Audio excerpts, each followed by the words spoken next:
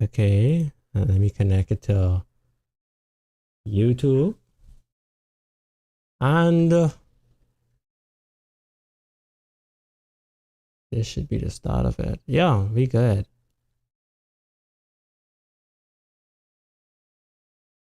This should be the start of it. Yeah, we good.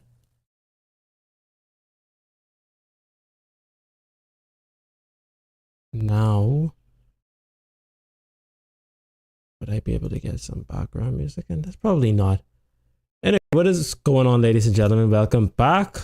We are back with another podcast session on the Redemption podcast. My apologies. Today, we're going to be talking about bills, budgets, and broken dreams.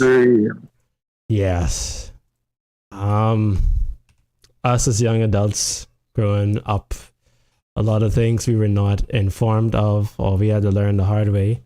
And we're learning. Life is a learning process, but some things would have been really helpful if we would have known sooner rather than later.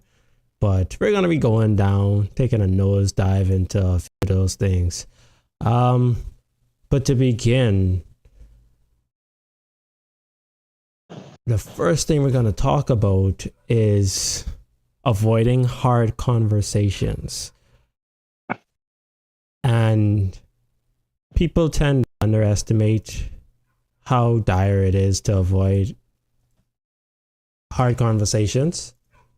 I myself think that people underestimate it for a few reasons. And we're going to ask our members what they believe are reasons also.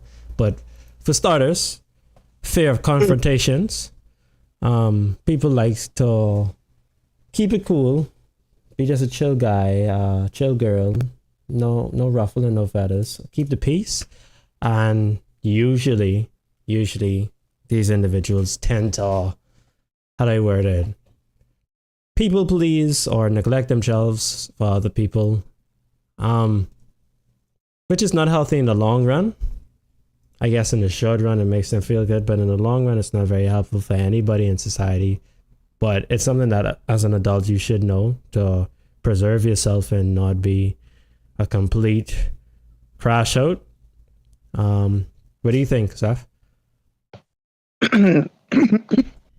So what do I think about what specifically? What do you think? What do you think about fear of confrontations and them leading to unhealthy relationships? Well, I feel like fear of confrontation leads to multiple bad relationships. I think it obviously stems from like anxiety that a lot of people have. Right. I think that's like the biggest contributor to people not wanting to have confrontations.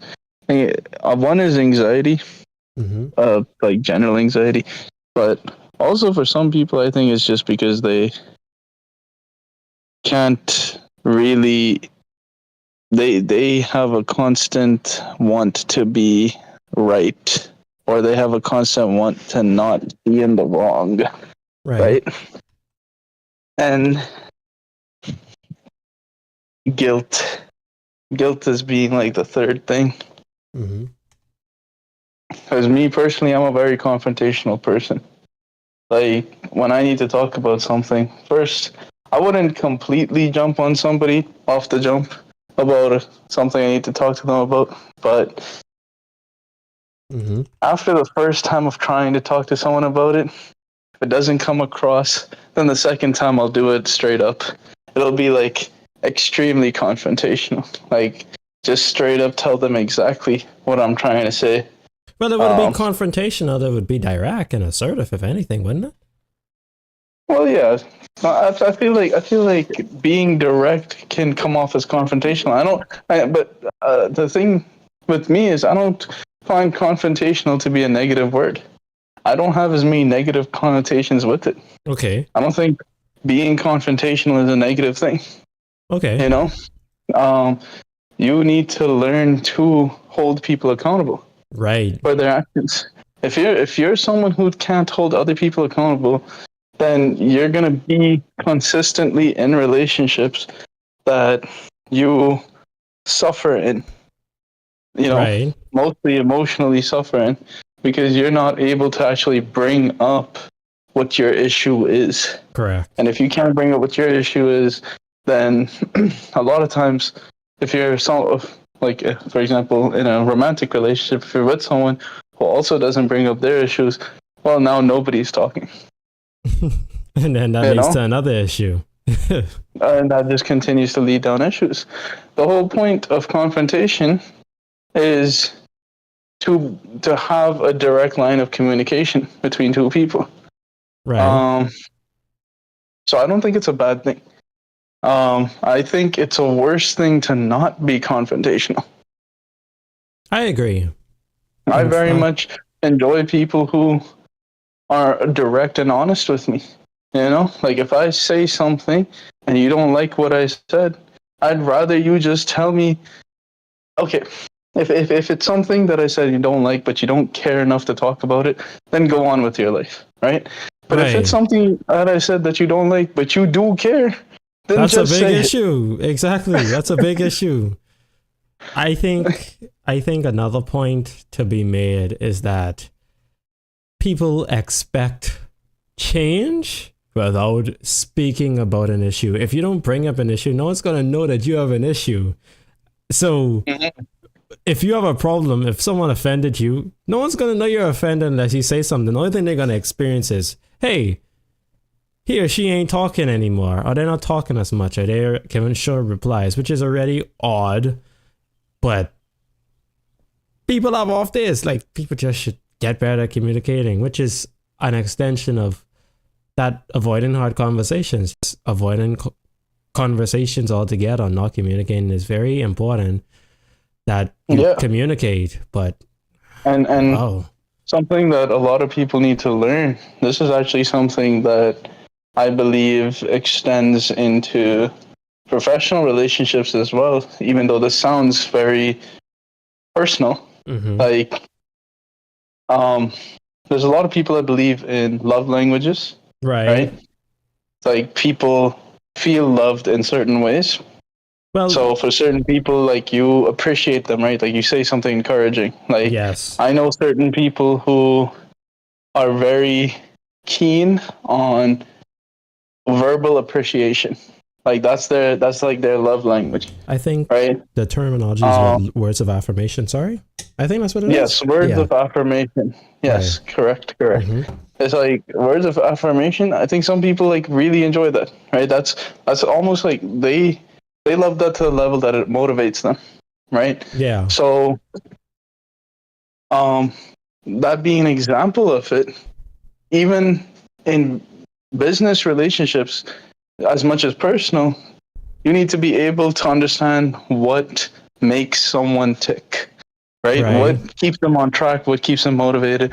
And when you understand that in a relationship and you have a conversation or you have an interaction with that person where you express that way of reaching them, they respond better, right? Correct. But when there's no direct communication and people and there's no real understanding of what someone's personal love language is or what their way of feeling important is, you're not going to be able to communicate effectively with someone.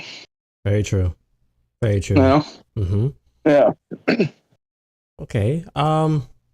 I think another issue with avoiding hard conversations is the resentment that people carry as well. And when I say resentment, like in relationship, like intimate relationships, if you don't communicate those hard topics, those uncomfortable topics, you have a high risk of having unmet and unrealistic expectations. And what happens when you have expectations that you don't meet? You be disappointed. And after a certain amount of disappointment, you start to be disgusted by a person. And you could see how it just tumbles down the line. There's a lot of reasons why you should not avoid hard conversations, especially as an adult. Maybe as a kid, you can get away with it. But a lot of people haven't learned it as an adult. But I think for me and you, we have learned. Oh, yeah. And that is one of my points, actually. Letting resentment build due to poor communication skills, like straight up, is an issue. Well, and if I can further elaborate on that point, though, especially if you want to talk about romantic relationships, I'll be honest, right? Not talking, it builds resentment about a lot of things. And I think, especially in my experience with women, it's been that they don't let go of things. I'll keep it a buck. They don't let go of anything. And like, if they don't let go of anything and you're not sitting there, you're not talking through everything that happens, right? They'll remember that shit. And when they'll remember that shit in a bad light, sorry, my bad language, they'll remember that stuff in a bad light. Right. And when they remember that stuff in a bad light, guess what? That will 100% build resentment. It won't even be like just a little bit of resentment. It's like, oh, I've built resentment against you for this stuff for forever since I met you. And it's like that doesn't even make sense, right? But like, I think that's a very realistic scenario that men need to understand is possible when when either they don't effectively communicate or they're with a partner that refuses to effectively communicate. Right. You need to learn effective communication as a young adult, because when you don't and you're unable to do that, you run into issues that, well, frankly, waste a lot of your time. Right. Especially in the scenario of romantic relationships. I think that's just my 2 cents from my lived experience. Right. You know. Yeah. Okay. I think the next point we're gonna move on to really quickly to just change over would be overestimating time, or rather not knowing that you have time, because we could do overestimate and underestimate, because we do both simultaneously. And here's what I mean.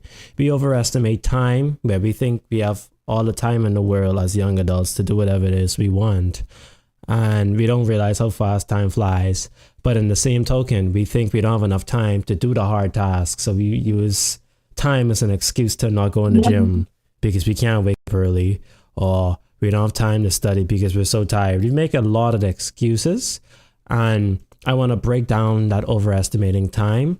But as a young adult, I myself kind of overestimated time because I thought I had unlimited time. Like, I really thought I would have been young forever, as crazy as it may sound. But when I did get sick, I realized that, hey, I don't have as much time, or I shouldn't waste the limited time that I do have. So I'm more cognizant, I'm more aware of my time being precious and valuable, and my life being valuable by an extension. And I think young adults around our age group from 18 to 25 underestimate those times, and they think they're going to be young forever as well.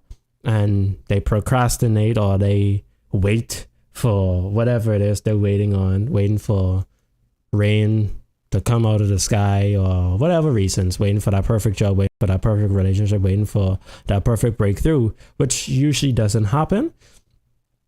But yeah, overestimating time is a big issue that I've observed. Yeah. I'd say you're completely correct about overestimation of time, but underestimating time is another thing as well. I think the real crux of the conversation really comes at the fact that time for a lot of people around our age is just used as an excuse, right? Exactly. When you're having fun, it's like, oh, there's endless time. That's the overestimation. When things are hard, it's like, it's the underestimation. It's like, oh man, like, I can't adjust to this time. I can't do this and that. When in reality, you have a lot of time in a particular day to do things. A lot. Like, you have 24 hours and you're out here, you sleep for 10 hours. Okay. Like, say you do sleep a lot. You sleep for 10 hours, right? That still leaves you with 14 hours. to get things done. Really, you do. And like for most people, when you tell them that, like around our age, I think people like they enjoy saying silly shit when you tell them something serious. Yeah. So like you tell them you have 14 hours left, you could do something. It's like, oh, so now I gotta do something every single hour, every single minute. It's like, come on, grow yes, up. I don't know why you find that funny, but yes, They grow up, literally. Like, that is exactly what I'm telling you. Like, you do have something to do every single hour. Like, they really do need to like lock in, because it's no way as a young adult in your prime age you're not being productive or constructive or trying to do something. And that's something that I came to realize that is very prevalent in our age group.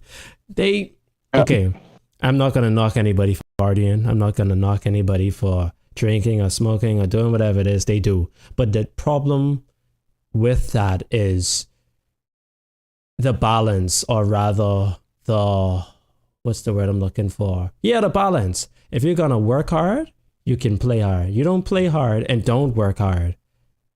You got to have a balance. It's no way you're partying every weekend, or you're drinking 6 days a week, and you're in a dead end job, or you're not, like, you're stagnant in your career.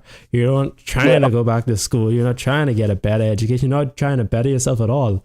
And people are so avoidant of that topic, because I believe generally it's because it's gonna make them change for better, and they're scared of change. But everybody complains about it. They just complain all the time. Oh, I won't get this, I won't get that, which is really frustrating. I don't know about you, Seth, but it's really frustrating. I find it quite frustrating. It's really frustrating. I actually like my patience fluctuates with these types of conversations, you know. Because I think I'm okay with people doing certain things, right? Right. But it all comes down to a balance between stress in my mind. So and actually Janindu as well, if he's still in this call, I don't know. If he is, heard from him. I'm just listening. Oh damn! Whoa! No, you weren't even here for the first topic. I was. Oh, for real? Yeah, I was just chilling. I thought that was your sound that left earlier. No, Bad. No, that was Nisi. That was Nisi. Oh, that was Nisi. Okay, sorry. I'm on my phone, so I was really looking at Discord. Bro said, I'm just hanging around. I'm just See, so I'm going to talk from the perspective of sort of the job that me and Janindu do, all right? We do trading, we're in finance, stuff like that. That's a stressful job, right? It's a job where, like, it seems not that stressful from the outside to most people, because you come on, you make money, you leave. All right, yeah, that's the basic idea of it. But when you're in that position where every single decision you make has the potential to risk your money, and you're going to lose money with every single decision that you make, you have the potential to lose your money, right? At the same time, make money. Both of those add two different types of pressures, right? Now imagine this: every decision you make comes with two sides of pressure, right? And you're expected to make this decision. Okay, not expected to make the decision every single time, but in your mind, you have the ability to make this decision 100 times in an hour. In just 1 hour. Yeah, in just 1 hour, you have 100 times you can make this decision, and each time comes with the possibility of either making a mistake or making money, and that accumulates stress very quickly, right? Correct. So when we're doing something like that, I personally, in that scenario, don't find the use of a distraction, whether that's a game or, I don't know, you're texting somebody, you're on Instagram on the side, whatever it is, right? Or you're watching, maybe you like to watch races, so you got a little race going on in the background, or you watching news in the background, whatever it is, right? Right. I don't find that to be a bad thing, because you're balancing the stress, right? Right. In this scenario, you are very much balancing the stress. And when you're balancing stress, now this is obviously a very short-term profile that I'm talking about, because that's a lot of stress in one area, and that's where I think management comes into play, right? But say you're doing a job where you're on 9 to 5, Right. And Like me. you have to, yeah, exactly, like you have to be very focused, very diligent in your work. That's going to build up stress. And if you're doing that and you decide, hey, I might play a game for an hour or two, or a lot X amount of time to do things that I like, Right. that's perfectly fine. Because there's a I think balance. the problem comes in when there's like, and you have to really know how much time it takes for your brain to be stress free, Mm-hmm. right? I think I realized that when I started playing some games a lot while I was working, right? Not while I was working, but after work, I'd like jump on a game. I'm like playing and I'm playing and playing. And then I'd do it the next day, play it again. And Right. I realized at a certain point, your brain literally knows. It's like, okay, you've done enough. Yeah, it's, You're it's time to done. go back and focus in. So, Yeah. and what most people do is that they avoid that thought. And that's how come they end up partying every weekend.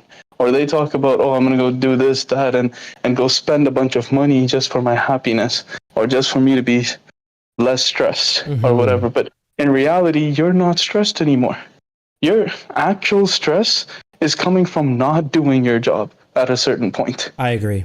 right? I think Like, when you said that, like, what I got from it essentially is people kind of flip it, right? Can you repeat it? mhm. What it was you said like 2 lines ago? Because it literally was like, I basically said that people start to spend a lot of money or time doing things in their free time, like drinking, partying, whatever it is, mhm. and They ignore that's like the the thing that's starting subconscious. to cause stress Yes, because now they're wasting time.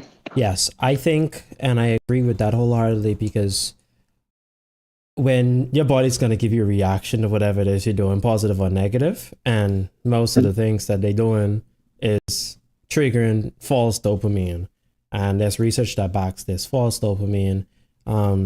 As a result of false dopamine, you don't receive dopamine from regular tasks, and you may also be depressed, or you have to take a bigger high or a bigger boost in dopamine, which leads to more excessive drinking, more outlandish party, more crazy stuff for them to feel good.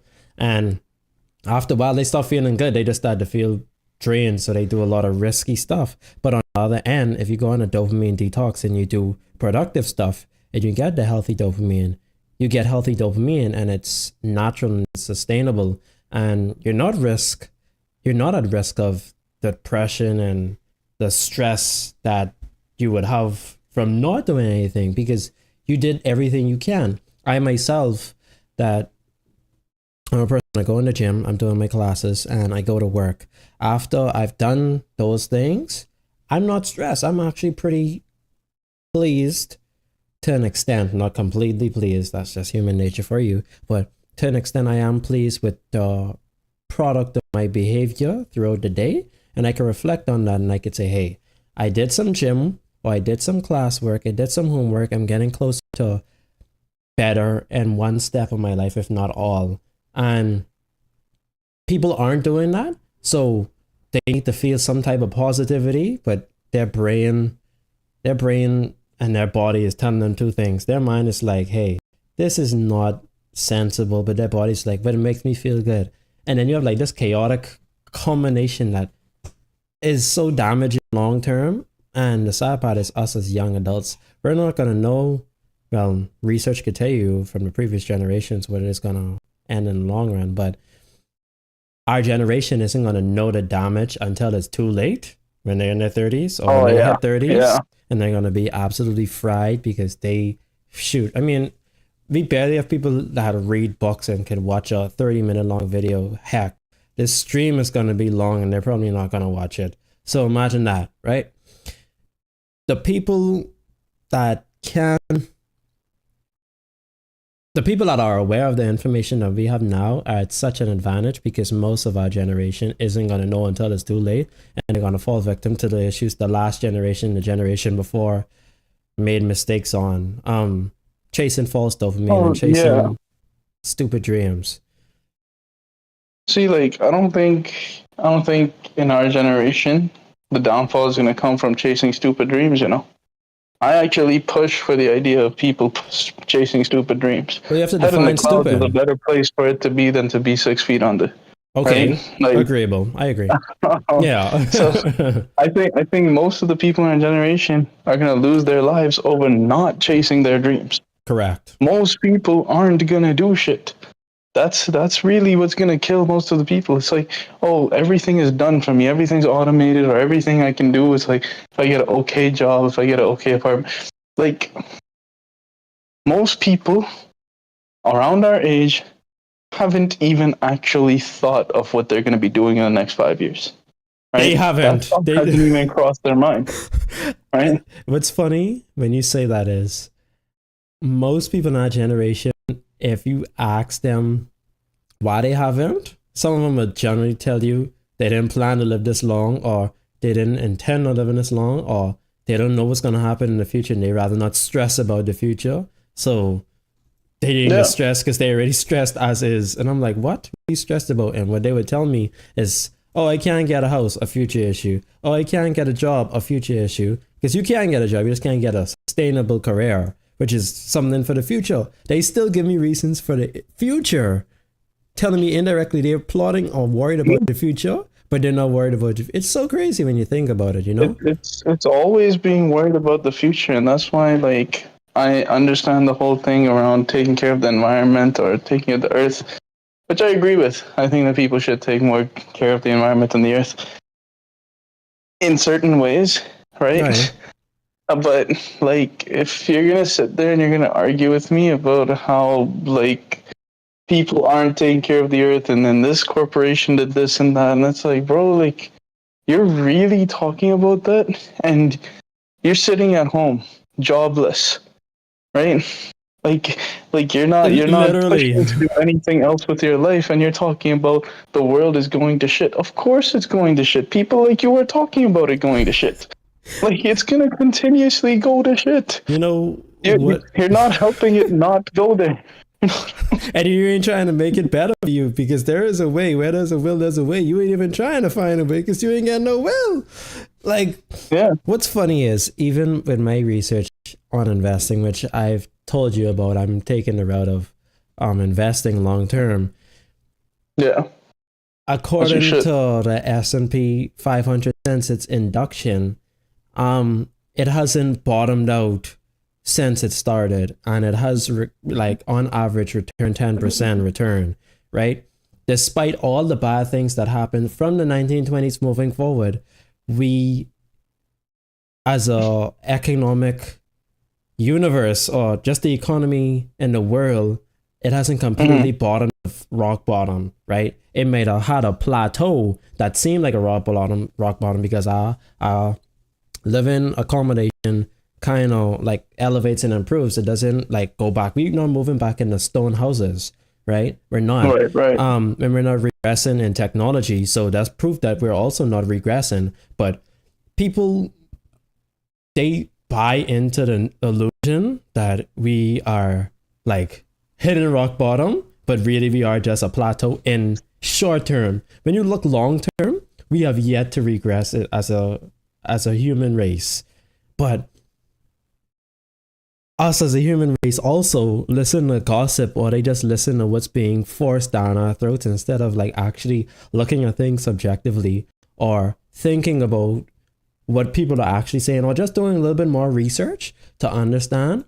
And I think as young adults, that's been a beginner mistake too.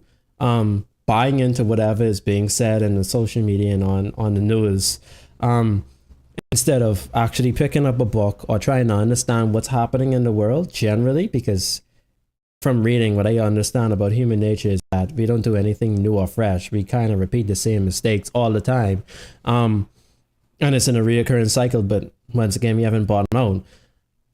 Us as a young generation need to have a mind of ourselves, or have minds of our own, and stop listening to what is being spewed out into social media or on the news, because that's what's causing stress. Really, I don't watch the news. I don't watch the news as much because me watching the news brings that anxiety of, oh my gosh, if I'm watching news, this is happening in the market, this is happening in the market, and I'm just dollar cost averaging. Whatever is happening in the market is going to happen anyway. I'm going to get shares at a lower price or a higher price, but I'm still going to buy shares. I'm investing long term. In the long run, Yeah. I am confident that it is going to be better than it is because it has been doing it for several decades. And I trust Right. that. But See, I think what you're saying, it actually brings about a fundamental difference in how most people think, though. See, sure, because like exactly what you said is how well most people should think, right? correct. Like they should be thinking from the terminology of I need to just do my part, right? Like simply just do what I'm supposed to be doing and progress enough to put myself in a better position, right? Like Right. you might not be in the best position today, but you're setting up yourself today to be in a better position tomorrow, and tomorrow you're setting up for yet another day of being better, right? Right. Like, and all it takes is one day at a time. One day at a time. Like for anything. I mean, when I was younger, people used to talk about mental health in that way. It's like, oh, Right. one day at a time, it'll get better. It's like, okay, sure, fine, mental health, but let's talk about money. It's like let's talk about money and financial responsibility, bro. Right. Like financial responsibility gets better one day at a time. Your behaviors have to get better one day at a time. Absolutely. All you can do is slightly get better, bro. Like you're not gonna be a millionaire tomorrow just because you put in $20 into the S&P today. But I think that's all you need, though. You just To need be a get millionaire a little bit in better. I think okay, this is gonna be funny and this is gonna be silly and the same token. You can't put $20 in the S&P 500 and become a millionaire. You're just not gonna see it in your lifetime. Yep. Yeah, exactly. It's gonna get there at yeah. some point. It's just not gonna be in the rate that you think or expect. And Yeah. Right. I think since we're talking about financials, we're gonna talk about neglecting financial literacy. Wait, 1 second. I think Janendo has something to say. What were you saying, Sure, Janendo? what were you saying? I don't know. My I was apologies. just gonna say because like people talk about you have to buy 1,000 cuts, but they don't Mhm. talk about how you could build a wall a brick at a time. You know, Oh, cooking. that's a See? staple. You cooked That's with a that. staple right there. My God. So, Yeah. yeah. And then build the wall of China overnight. Sound like that, yeah. So Yeah. okay, It doesn't well, need to happen instantly. Or no, but immediately. exactly. Do you want the results or do you want like exactly? What's more important to you, getting the results or the time frame? Because I think generally a lifetime goal that people like to make like a small stepping block is becoming a millionaire or even six figures. Having six figures at your possession is a lifetime achievement. Very many people are not gonna, Well, that is very true. I think having six figures is a stepping stone for most people. But what I've noticed from most people is that they think millionaire is a goal, right? Most people think that millionaire is a goal. Now, I just want you to think about that, right? Uh-huh. If you were making 60K a year, right? Mhm. Okay, actually, let me make this even better of a comparison. If you and your partner, say you had a partner right now, you are Right. married, right? Both of you are making 60K a year. That's 120K, right? That's a decent salary for two Right. people. I think that's That's a decent household. that's just under the median household income in the U.S., right? So, wait, no, that's over the median. Yeah, Yeah, because I think the median Yeah. household Five, income I is like think. 78K. So that would Which is this around would put it at 30. almost a double. I think that's So around 34,000 a piece each, which yeah, is it's around, I think, 34,000 a piece. what is that? That's median. So let's just say Yeah. double that. Like you're living a good life, you're living double that, right? Right. Then or you would in literally 10 years have made $1 million, right? Mhm. Like net, you've already made $1 million in 10 years. And most people don't even realize that 10 years have passed. Right. That's the thing. Like most people would be talking about how their kid's 10 and he's got more bills, he's got this and that, and I gotta take care of house, this and that. You technically already made $1 million. You've just been spending it consistently along the way. Exactly. So the thing is, when people say I want to be a millionaire, I find that to be such a weird and vague goal. I Like, agree. what are you gonna do with $1 million? Well, yeah. Nobody's gonna do what they Like, think they're gonna do with $1 million. yeah, like most Okay. people will make $1 million. I think- it's about like keeping I think the funniest some aspect of substantial that, portion of it. I think a funny thing to ask that question with is after you ask them what do you want and they say they want to be a millionaire, the next thing you ask them, what you gonna do with that $1 million? And you know what they'd probably say? Oh, I gonna go buy a house. I'm gonna buy a house. I'm gonna buy a car. I'm gonna help my mom out. This and that. It's like, In this economy? like you're gonna do like 2 things at most, and then you're gonna realize that $1 million isn't even that much money. You know what's even Yeah, funnier? but like I you know, think if you have a house and like a car, and you're making like decent money, you're like net worth a millionaire. a Yeah. net worth, but then Janindo, let's also consider the costs and expenses of these assets or liabilities they purchase. If you have $1 million and you spend $750,000 on a house and $100,000 on a car, the car is a liability by default. The house is technically an asset, quote unquote, but I mean, yeah. you ain't selling that house, Well, so the it's house not is really an an asset. asset, is it? You're not renting it, Well, you're not I making mean, any money. you're like building equity in it. You're So- building equity, yeah. but how do you retain that It's- equity? it's Or a how do personal you? asset in the sense that, like, if you ever needed to, you could Yeah, sell it. yeah, Okay, for yes, money. you can. But how many people do That's just actually like a sell their last first resort. house? yeah. Not very Yeah. many, right? Okay, so with Not that many, being said, many people want to sell their house, though. Yes, I right, see no what one you're would saying. want to sell their house. And then another aspect is you're gonna have to pay living taxes. You're gonna have to pay taxes on that property that you Yeah. probably Yeah, can't you- afford because you spent 3/4 of your whole $1 million on a house that you technically can't upkeep. You can't upkeep the Yeah, living. no, it's understand? It's kind of ridiculous. No, It 'cause is. me and Seth have been watching Financial Audit as of Mhm. late, Oh, yeah. And me too. I watched them. and that show makes me question a lot of the things. It, It's it because makes of me financial question. literacy. Yeah. These people are practically broke, Mhm. most of them. But like, I don't. But like, but that's the thing though, because some people will make like 60 grand a year. They'll have like a sports car, but live in like some shithole. So Yeah. I think it comes down to priorities, That's a way to live, isn't it? right? It Like, comes it down to priorities, Yeah, for sure. absolutely. Okay. So, And another thing that I feel like it really comes down to is, as Byron said, financial literacy. Mhm. There's no financial literacy. There's no priority. There's no conversations about money. And well, that's kind of why I picked my personal life path the way that I did, was because I didn't read like as I reached about 17, 18 years old, I realized that for me at least, the traditional path wasn't making sense. right. Everyone tells you to just get a job, Right. and then no one has any advice for you. That's it. Everyone pushes you. To Like your get a parents, job. your siblings, your family, they push you to go to university. They push you to get a job. They push you to get married. They push you to have kids. And then Nobody what? wants to take care of those kids. Nobody wants to pay you. Nobody wants to help you get a better house. None of the people who are pushing you to do this shit are the same people who will never actually help you attain something better other than just you got a job, Yeah. right?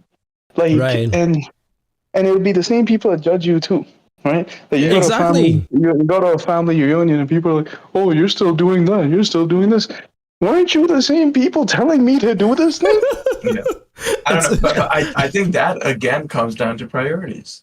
It's like, Okay. Yeah. do you prioritize safety? Security, Security, longevity comfort. over short-term pleasures. Exactly what it is. And like, I have no problem with people that might want that. I think that's great. I think it's important to know what you want and then work towards it. 'Cause, Oh like, yeah.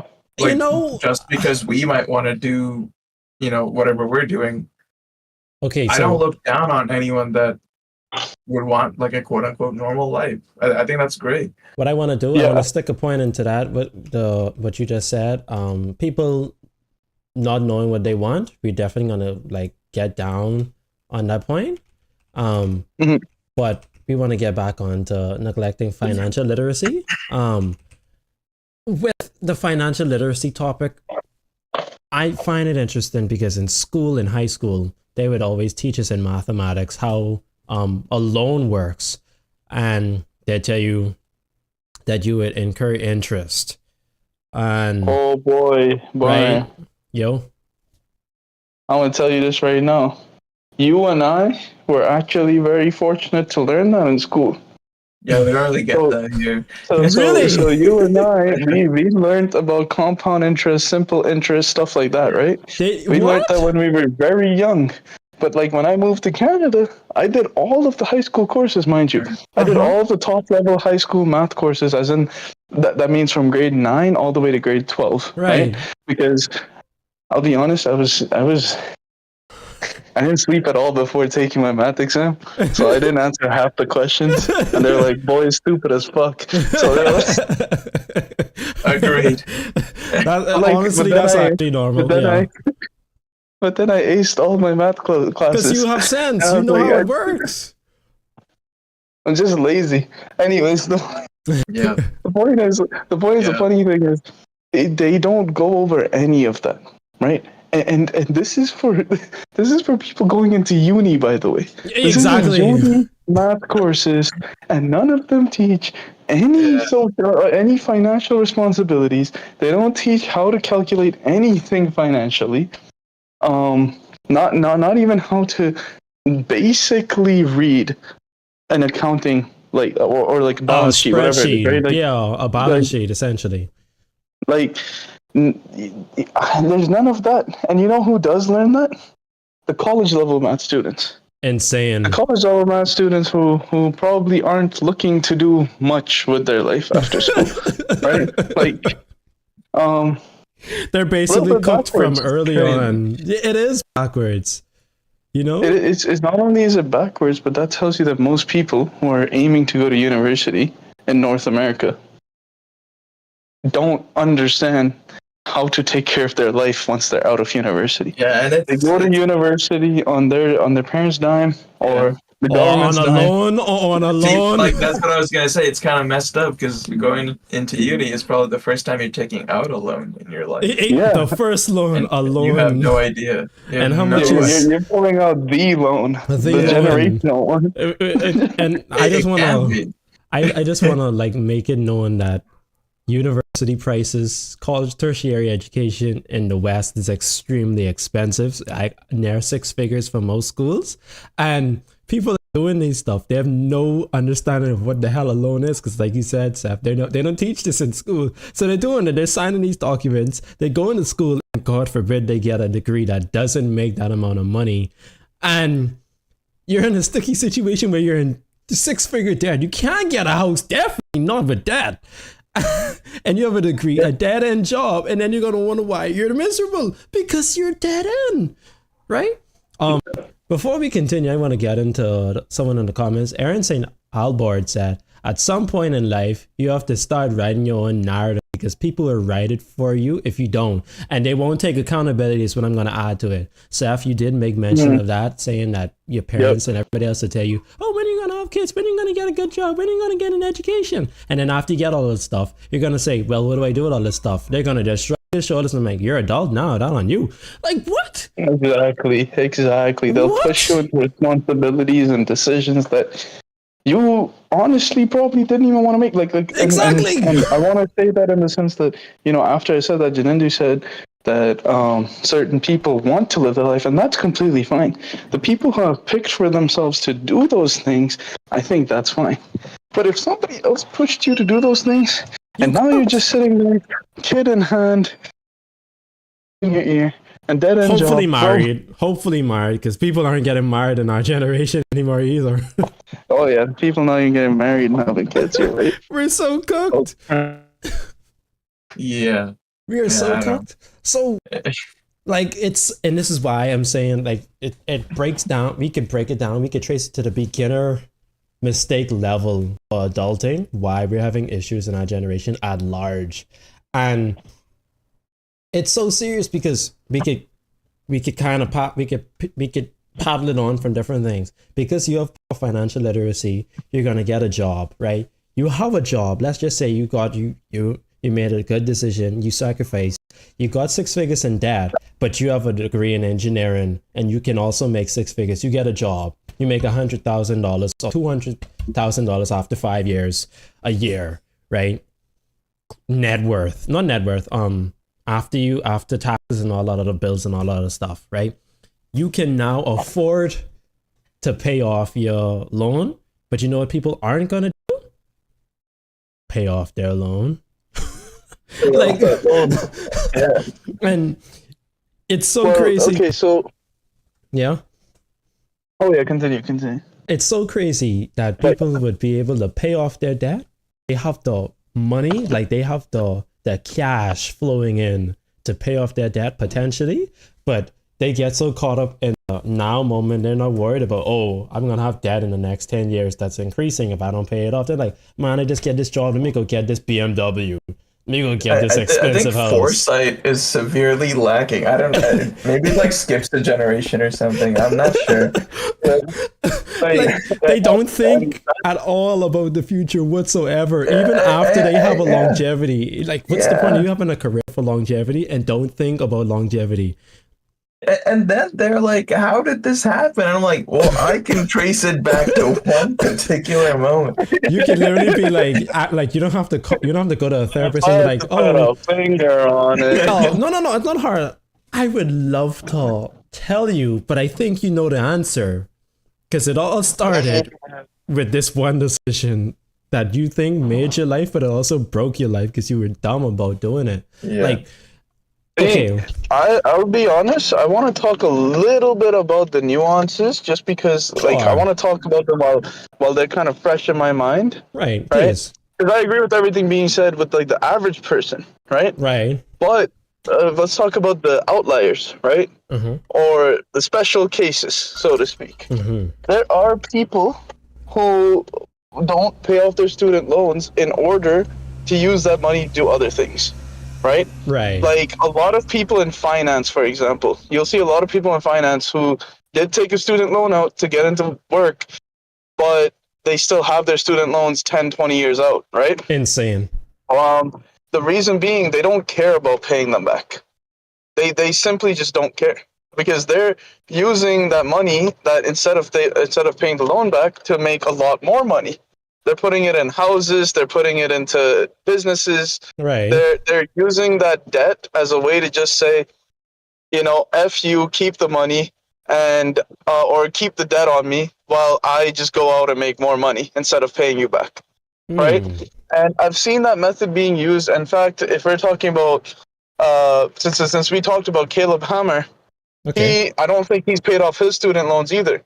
I mean, Right. he does a whole show on judging people on their finances, and he hasn't paid off his student loans. Insane. So that being the case, because like again, he's of the mindset that you don't need to pay them back. They're already like putting more and more interest on you. Just pay the minimum payments and continue with your life. No, Yeah, but like if you can make the money work for you better in a certain spot rather than That's paying true. off the debt. there is you know? truth to that. Yeah. But what I want to also be brought up to attention, because this is a nuance. Let's talk about the psychological effects of having debt, right? Right. If you're inside debt, whether it's crippling or not crippling, comparable to your salary. So give me just 1 second. I just gotta Sure, yeah, sure. wait one thing. Whether your debt is crippling or not, it's still something to consider that you have debt, and it's going to be in the back of your mind. Anytime a financial issue hits your front doorstep, the first thing you're going to think is debt, or you're going to consider the fact that you have debt. And no matter the amount of money, you're still going to consider that debt. That is forever increasing if you're paying for it, unless you're making the minimum payments. And that's something Yeah. that Seth mentioned, which is important, that you're making the minimum payments. Mhm. Some people aren't even making the minimum payments. They can't Yeah. even afford the minimum That's payments. when it really gets you. Now, Yeah. if you can't afford the minimum payments, of course, no other investment Yeah. that you are making is gonna Yeah. profit you more than it would be to get out of debt. Yeah, And yeah. David Ramsey would always say that. I'm also a follower of him, and I watch some of his Yeah. videos and streams, and he says that the best way to be profitable is to get out of debt first, because anything after that is straight profit instead of it Yeah. being a portion. You know what I mean? Now, Yeah. I mean, yeah, like I do agree with that. If you have a a large amount of debt and yeah. your income is like it's not set up in a way where you could shrug it off. But Right. on the other hand, if you can make those minimum payments, I almost see it as like a subscription to capital. I think so too. I like to see it that way as well, as a subscription to capital. Yeah. But some people, okay. How do I word this? And Aaron St. Albert just said in chat, debt should be used for investment. Very true. That's arguable as well. Depending on the age category that you ask, though, the boomers will definitely say that's BS. But the newer generation like us, they'll definitely say, yeah, that should be used for investment. I lost my train of thought. Can you remind me what you were saying, Janindo? Yeah, no, well, it all depends on It all like depends the on the ratio person of, and the ratio income of to okay. outflow. So Yeah. with the income to debt ratio is something to consider, even though people, I would assume, isn't thinking that far. The people that are making well over six figures, they could use that debt to income ratio because it's going to be in a positive for them. They can pay the minimum on their loans or their mortgage, and they could still stay afloat. But for those people that make poor decisions on their degree choice, and they get a degree and whatever it may be, that doesn't land them a well-paying job, that doesn't land them a job at all, actually, and they're taxi driving or they're Ubering or they're like working at McDonald's, they're essentially butchered for the rest of their life. Really, they are butchered Yeah, no, because it can eat you up. I don't think it's a matter of can. It will. It will. It's showing that it will, because there's no way you're going to pay off student loans off of working at McDonald's for your whole life unless you get a different job. Well, okay. I can see what you're saying, but I believe in maximizing your situation. I agree, but we're speaking from the general populace. Do they maximize anything? No. Well, no, but I mean, not everybody. Not But you everybody can. does. They can. They can. have the potential. I believe Yeah. I think everybody has the potential to get out of debt. I believe that confidently. Well- It's up to what they're willing to sacrifice or what they're willing to do. Yeah, But a lot of people aren't willing to make that sacrifice or do what it has to do, getting a second job or spending less than they make. You know what I'm saying? in that sense, I don't think they're a slave to their circumstance. I think They're a slave because they're by choice. yeah, by choice at a certain point. Really, at a certain point, I think that you're a slave to debt by choice. And this is where financial literacy came in. I would have started budgeting, and I tell people all the time, I have an app on my phone, and it's a budgeting app where I have my finances, how much I have as income and how much I spend, and I log every expense. Even to a psychological level, me having to pull out my phone and go in the app and then place the amount of money, place where I'm spending this money and for what reason, is taxing on me to a subconscious level where I don't feel good going to Wendy's drive-thru and buying a snack, where I don't like to spend money. I've witnessed this change like almost like night and day, because I'm like, oh God, I gotta deduct from my score. It's whatever you can do to curb your bad habits as much as you can. Exactly. And it's curbing bad habits, but it also brings accountability, because if you look at it at the end of the month, which is what I do, if I look at it, most of my expenses is food, and I'm sure you guys can tell that I have an issue with food, because I mean, Seth, you can't see, but I have cookies right here and I'm eating them on the side. But I like to eat food. I love food. It's why I should be meal prepping. I'm gonna be meal prepping hopefully tonight or tomorrow. I'm not but- gonna lie, that's my main issue too. It's a big issue for me. I spend a lot of money on food. Yeah. With that being said, I'm aware of it, and I subconsciously don't like to go in the app and log every single day that I'm paying for food. I'd rather log once a month or every week my groceries and amount of money. It makes me feel good because I have money, I have food, it's less transactions, right? But Yeah. me looking at that, just the action every day, every week, or every transaction, just putting that in my phone allows me to be aware of my expenses. And it goes just with finances, it's the same with time. People always say, I don't know where the time went. I don't know where my money went. It's because you ain't tracking. If you tracking, you can see. You won't ask, I don't know where my money went, or I can't do this because I don't know, I don't have enough money. You will see, you have money. You just haven't taken the opportunity to really look at it subjectively or take a like step back. Okay, what do I do in a day? What do I spend in a day? What do I spend in a week? What do I do on a weekly? What's the weekly and daily routine? Yeah. I think it's a good exercise for people to treat their lives like a business, you know? I don't even think it's a business. I think it's just being accountable. Well, like if you frame it as such, you have your revenues, you have your expenses, you know. Yeah. Oh yeah, the business school man right here. Okay. Yeah. So he has a point Not from a to- business standpoint. Yeah. I get it. But like, So- I'm saying, like if you frame it in such a way, I think it would draw your attention to where your like financial weak points might be. Right. I think I know exactly where my financial weak points are, and being able to avoid that has been great. Yeah. Like for example, I haven't been hanging on any checks. Like that's a financial weak point. I'll just be straight up. Like, I can agree. If Yeah. if it's a financial weak point that I used to have in being in a relationship. Like, I'm not saying don't be in a relationship, Right. but also on the side, I'm saying if you're young and you know you don't got the dough, maybe don't be in a relationship. Honestly. There's expectations that come with that. Like you will have to spend time with that person. Like a lot of people are like, oh, but like I can save money. I don't really have to spend that much money with my partners. Let's look at all the costs, right? Right. You go and see them. You drive to see them. Or you take the bus. I don't know what it is. If you don't have a car, you take the bus, whatever it is. You are spending on travel. And then when you hang out with them, it's like, she's hungry. Oh, what are y'all gonna do? Just sit around like playing Tweety? Y'all gonna eat? Y'all gonna get like, you know what I'm saying? Like, and Yeah, then exactly. Aaron St. Albert said in the chat, having a girlfriend is tax. Yeah, that's a girlfriend tax. Everybody knows about this. Girlfriend tax. I'll be honest, bro. My bank account hasn't been happier.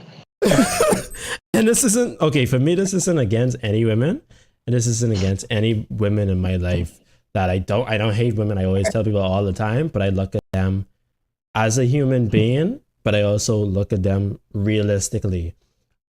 Yeah. You spend money as a man, they have the expectation of you to spend money, correct? So, with that being said, us as men, we know that expectation, so we fulfill that expectation. If we're going around them, they're going to look at you. They're probably going to be hungry all day, or they don't eat themselves because they don't want to spend any money. So they come around you and they're going to say, I'm hungry. And she's going to expect that you're going to get food. And I'm sure cooking for a lot of dudes can't cook. I can cook. I think everybody in this call can cook. But she ain't waiting for all that cooking. She wants you to take her to Popeyes or something. Like, you know what I mean? Like, You're talking about you take too long to cook. yeah. Oh, see, that's a trap. That's another the trap. tax. The tax is restricted. Like you can't even avoid the tax. Imagine that. Yeah. You try to lower your tax percentage and like no. None of that. None of that. And the thing is, like, there are some women who completely understand, but there's very few and far in between that I've realized, because I've literally had conversations with some of the very intelligent women that I know. Right. And they're like, oh, but he's supposed to spend on me and stuff. And I'm like, The entitlement. but, Whoa. you know he's in a position where he's just starting his career. You know, like this is this is an actual conversation I had with someone who I highly regard as intelligent, right? And she's around our age, and she was like, she's talking about her boyfriend and stuff, and she's like, yeah, like he like he's supposed to spend on me and stuff. Like, oh, when he comes over, he's gotta buy this and that. And I'm like, but why though? Like you know that he's at the start of his career. Why don't you Right. support him? Right? Why Like, don't you be that less of has a also burden? been You know? kind of eviscerated from society. The idea that women are like, or in a relationship. Let me just not say women. In a relationship, partners support each other. Yeah. Right? And Right. financially supporting your partner is something that men pride themselves in. And I use the word pride very specifically because it's pride that kills men. Right. Pride is the thing that gets us every single time, bro. Like, For sure. the reason why we spend so much money on women, part of it is pride. Like, if we feel proud that we can provide for a woman, Correct. right? Like, so, and if anyone was to question that, well, guess what? We get kind of upset about it. So to avoid that, we will end up spending for our women. And if we end up spending, guess what? Now you don't have money. Right? Like, You know? it's a simple game like that. I think another, not to stop it, but we do have to like move on to another aspect of the points that we're at here. Is delaying investing because it seems too complex, or you think you need a bunch of money. Really, because this is a complex problem. You have the girlfriend tax for a lot of young men in our generation. You have the girlfriend tax. You have the eminent threats of the news always saying that we're not going to have any housing or afford any housing. We're not going to be able to invest. We have people that aren't hiring us because everybody has a degree, or rather a degree is needed for certain jobs. You have impending debt, crippling debt. So all those come making things more complex. People find investing something that is for grown people, mind you, we are grown adults, by the way, that can make decisions. It seems too complex, or we're not old enough to be dealing with investing. And that's a beginner mistake. Well, I think we have to talk about a part of what the fundamental problem is here, though, right? Like, yes, I hear what you're saying. Okay. Investing isn't that big of a deal for most people, and it shouldn't be, because you can invest with as little as a few dollars. You know, you find a good company you like, throw a few dollars on it, and you get something started.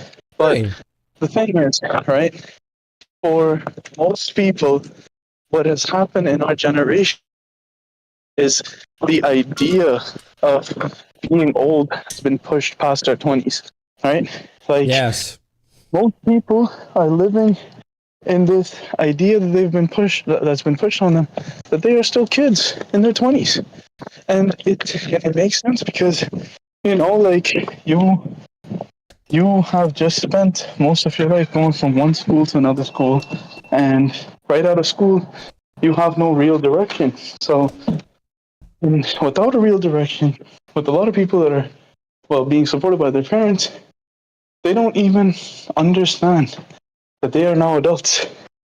right. That behavior, that understanding hasn't even dawned upon yet. And if that hasn't hit them yet, then they're going to continue to act like children. I think another thing to mention, while it's out for a second, I think another thing to mention is the older generation, being the people that made the mistakes that we're now making.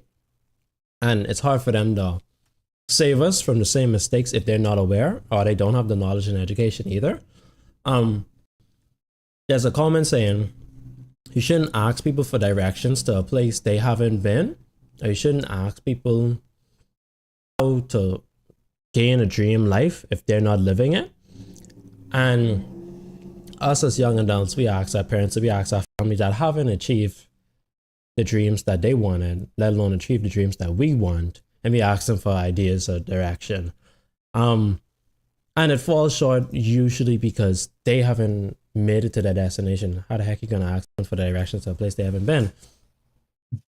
If you're not thinking for yourself, you're not aware of what's going on. For example, in financial literacy, if you're not financially literate, because most people aren't financially literate, you're gonna fall short. You're not gonna be aware of most things. in society. You don't have the critical thinking clearly to make these competent decisions, let's assume. And you're asking people for guidance who also don't have the level of understanding of what's going on, because they just as confused as you. They made they're the people, they're victims of their mistakes, right? So us as young adults, we ask the older generation for advice and they're lost. And you know what doubles down on it? They then don't trust us and they say, oh, you guys don't want to work. You guys aren't hard working. That's why you're not making any money. But we work in the same jobs. Yeah. It's no way I'm we 23. don't have the option to make the same money. Bro, I was 20 or 21 working inside KFC, and there were people in their 50s working there with me, and I'm sure they wasn't making $500 a week. They were not making that much money. But they telling me I'm not making enough money to buy a house. You have your house because you bought it 40 years ago.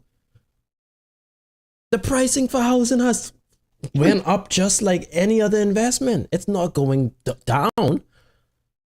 Like, and it tells you so much that they're so out of touch, which just makes you even more inclined to not ask them for advice because they're just out of touch. It's almost delusional, the ideas that they give you.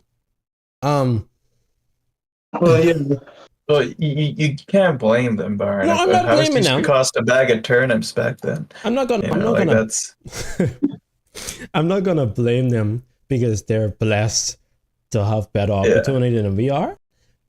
What I am essentially doing is just shining light on the obscure topics that is financial literacy.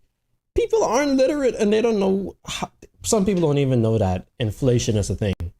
In the Bahamas, people don't believe inflation. I don't think a lot of people are even aware that inflation is a thing. They're saying that prices are going up, but their income isn't. For me, my income goes up every year because of incremental government increase, government worker privilege, W, you know what I mean? But promotions are also a thing, which is the point if you get in a career. That's why I'm comfortable being in the military, because I have a career. There's career growth, there's career opportunity for me. you need to be somewhere where there's forward momentum. Exactly. Me working in fast food, there is not much forward momentum. Yeah. Unless you get into management. And even in management, it's still only so much. It's hard. Yeah. Corporate is a very obscure area, correct? But yeah. You have people, and for everybody that knows, in the Bahamas economy, there's only two big areas that you can make money that is lucrative. That would be in tourism and in banking, on finance.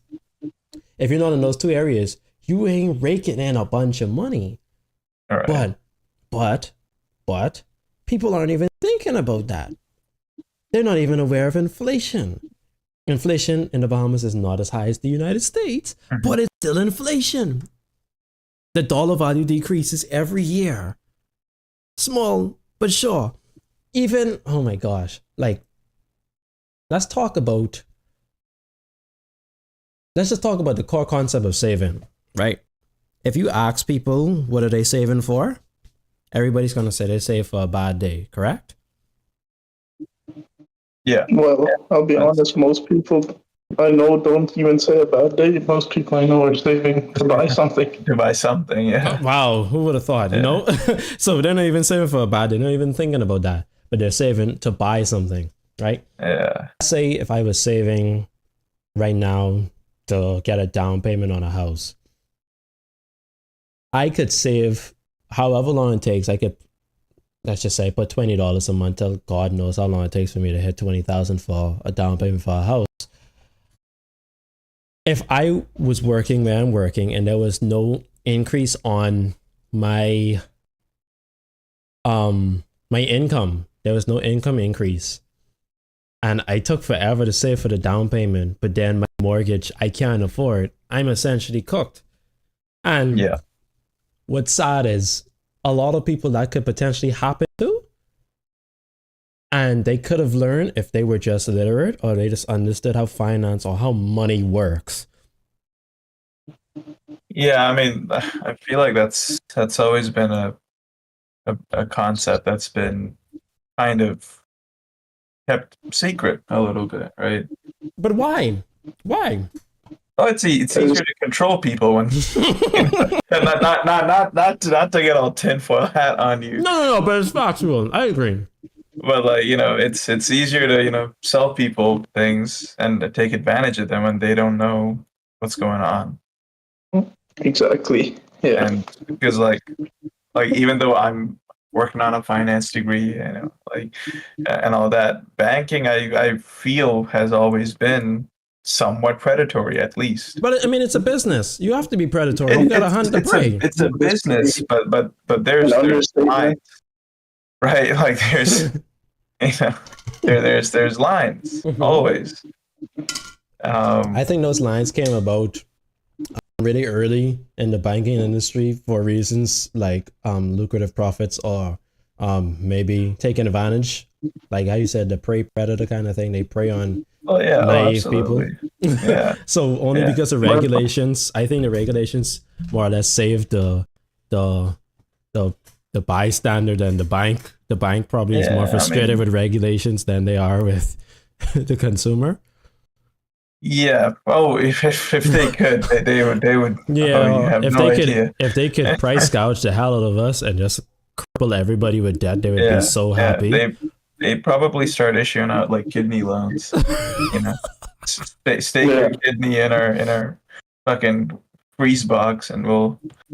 I don't know. So like if you've thought of something sinister, I promise you they thought of it 10 years ago. Yeah, they did.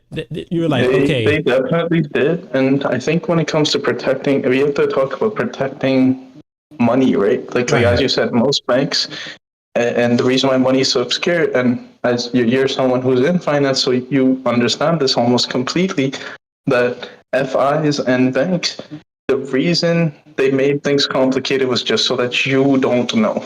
Like, you don't know how they make money. And they will make it sound complicated just so that they can make you the money, they can charge you the commissions, the interest, the everything. And you barely know what's going on. And they can continue to make money off of you. And that's just protecting your strategy. Yeah, exactly. I'll be honest, right? Infinite money glitch. Simple. Because you remember when we first started doing, our jobs, right? Yeah. Whenever we found a way in which we can profit more, what was our first thought? Man, we can't tell anybody else about this. Yeah. Exactly. We got to guard it. Yeah. It's a natural thought process to protect your strategy. Yeah. The best way to protect your strategy is to make it more complicated for other people to do on their own. Right. Yeah. I think another thing to make mention, not to cut you guys off, is the purpose of these industries. People, just naive humans in general, they don't know the purpose of these groups, organizations, and facilities that Janendo and Sav are speaking about. They don't know their intent. They automatically think the bank is my friend. The government cares about me. That's the worst one. That's the worst one there. The government cares about you. Oh, wow. Like anytime I hear the government cares about you, I like to think, okay, let's think about all the government facilities that offer you basic needs. Government funding, government healthcare. Are these really good or they're suboptimal at best? And then that's when you really get an answer. If you really care, would they be good or they would be? You want to talk about government subsidized healthcare? You come to Canada. Like that's how that people say if someone cares, they'll show it. That's how they show how much they care about you in the healthcare. They're hoping that you don't. They're gonna give you the minimum to hopefully live. Hopefully living is that's optional. like optional. Yeah, living is optional, for God's sake. Yeah. Like healthcare is afforded to you, but living is optional. Honestly, it would be preferred if they didn't come back. So the tax money won't be wasted on that one less mouth to feed, right? Yeah, exactly. Okay, before we change the topic from neglecting financial literacy, we're going to close off with some comments in the chat. So we have anyone can invest, but most people don't know what they're investing. A lot of people got lucky and compare themselves to us like a piece of land. No material is 100 to 200,000. How am I going to afford that on a basic salary at 22? Insane. Most people save for a goal, not just for saving's sake. Another thing that I think is ludicrous, a lot of the things that are addressed by Aaron needs to be addressed logically. Saving for a goal, not just for saving's sake, is pretty ridiculous in hindsight, because if you're just saving for a goal, when you hit that goal, you're not going to be saving anymore. You're going to break down a habit that is good and helpful in the long run, because you could transition that saving habit and take those finances to other things. How am I going to afford that on a basic salary at 22? Easy answer. You won't. I don't know what else to say. You just won't. You have to. I think the best way to think about things like this is to change the idea of you're going to be able, or you're going to be afforded the same opportunity as the previous generations, where you have to get creative with your methods of how you want to get to where you want to get, because no one's going to do it for you. You have to be creative. If you're going to find a loophole or a money glitch, you're going to have to do some research and some digging. And once you find the money glitch, you stick to it, you're going to be good. It's just going to take some effort on your end. I think a good glitch is literally just saving your money and investing long term in the stock market. It's known, and it's no proof that it's going to be the same, but as it has done for several decades and generations, it has improved and positively returned. It's a positive return on investment throughout time. So I think that's a money glitch that isn't patched, and it won't be patched, hopefully. And at that point, if you're living a lifestyle consistently where you're saving money and you're investing, it turns from luck and a matter of if, it's only a matter of when. So you would think you're lucky to be wealthy, but you don't have to be lucky. You could just be disciplined and you will become wealthy. You're doing the things that wealthy people do, you'll become wealthy. You associate with wealthy people, they'll give you ways to become wealthy. And you live like a wealthy person without spending, because that's the difference between rich and wealthy. I want to make it known. Being rich is having a high salary and having high expenses. Being wealthy is having a lot of assets and low expenses. I think that's a great way to define wealthy. Right? You agree? I Disagree? guess I don't disagree, No. but I think wealthy in my eyes is subjective, just Okay. to like what okay, because let's say you live in a country Mhm. where you're making just over a basic salary. Okay. Let's just say you're making over a basic salary, and you're able to live a pretty good life, and you have everything you need, Right. Like say you like in your personal life, you wanted a wife and kids, and you wanted a house that's just big enough for it to fit them, and Mhm. you have enough money to, well, if a rainy day happens, you can cover it, right? Right. Which is, I suppose, keeping your expectations low, but not really having that much assets. You just have basic assets, whatever it is, right? Okay. And you're comfortable with life. I find that to be wealthy, bro. That is wealthy. I'll be No honest. doubt about To it. me, that's wealthy, right? Well, That's what wealth is. fine, Wealth is bro. assets. You have assets. You do have wealth. You do have it. I'm not. Right. But I think in the context of what I was speaking about is excess Mhm. or more So you than think- you you think- need. Because if you you have think everything that you need, you in- can still be considered wealthy. It's just not monetary or materialistic wealthy. I am speaking to the concept of like materialistic wealthy, because some Okay.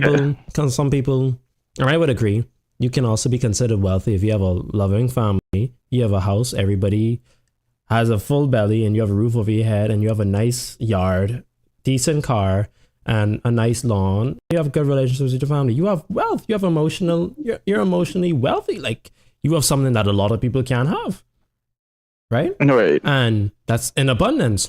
So, it's subjective. I agree that that's also a positive, but in the core of financials, I think people tend to obscure the difference between rich and wealthy a lot of the times, because everybody says they want to be rich because they want to have a Lamborghini and live in $1 million house. And I don't think that's what I want. It would be nice to have, but I don't think that's what I want. I would rather have a lot of assets and be on paper, have a lot of money on paper. I'm not going to spend a lot of money. And there's a difference between those people. There's a very distinct difference in expenses and purchasing options. And options as in things that they buy versus things they don't buy. Rich people people. No, I see. I thought you meant like derivatives. Derivatives. No, yeah, exactly. That's why I wanted to be specific. I don't mean derivatives. I mean rich people. Rich people are what you'd see on Instagram where they post a lot of pictures. Wealthy people, on the other hand, are people that kind of do the opposite of what a rich person would do, because a rich person can be a broke person really quickly. A wealthy person, on the other hand, it's really hard for you to turn a wealthy person to a broke person, if I'm being really honest. If you're already diversified your income, you already safeguarded yourself in some aspect. And if you're wealthy, you more than likely don't live paycheck to paycheck, which is what a rich person would do. And here's how I know this. A lot of rappers are rich, but they're not necessarily wealthy, and they could go from rich to broke. Basketball players, there have been basketball players that made millions of dollars and are now broke because they don't have a job anymore. There's a difference. Shaquille O'Neal is not broke. Rick Ross is not broke. Jay-Z is not broke. Yeah, they probably more than likely won't be. Why? Because they're wealthy and they diversified their income and they've done it right. And they don't need a job. They just have a job. There's the difference. And you look at the lifestyle of those people, they have nice cars. They have nice things. They have properties. But they don't make poor financial decisions. Even if you're wealthy, I think after a certain point you can't afford to make a poor financial decision because you're wealthy. But if I make 6 figures a year, it would be stupid for me to buy a 6-figure car. Really? Why is that? Because if I'm making, let's say I make $100,000 a year and I wanted to buy a $100,000 GTR, I just bottomed out my paycheck for the year. And the reality is I'm not going to purchase that with cash. I'm more than likely going to get it on a mortgage. So I'm spending even more money. And then let's also consider insurance, which is also another expense. Let's consider maintenance, which is also an expense. That's going to be more than the average car because it's a sports car or a supercar, even more expensive. So you have a lot of these extra incurred expenses on top of this $100 valued initial purchase. So you spend even more. Let's also consider like 10% interest on it. So you would spend $110,000 on the car. And then we could also calculate insurance. You're spending even more than your salary. Is that smart? No, right. And that, in hindsight, is that really smart? I mean, you're going to get like the happiness. You're going to get the thrill. You're going to have the excitement, which is good. You're going to be pleased with what you purchase. But is that really smart to do? I suppose not. No. Okay. Yeah. But for some people, it's worth it. I mean, as a car guy, to be really honest, if I wasn't financially literate, I would have definitely done it. I'm just saying.